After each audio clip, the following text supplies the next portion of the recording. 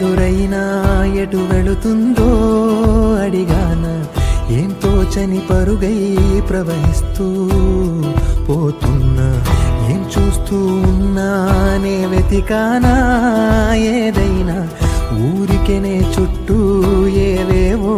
కనిపిస్తూ ఉన్నా, కదలని ఓ శిలనే అయినా త్రుటిలో కరిగే కలనే అయినా, ఏం తేడా ఉందట నువ్వెవరంటూ అడిగిదు నన్నెవరైనా, ఇల్లాగే కడదాకా ఓ ప్రశ్నే ఉంటానంటున్నా,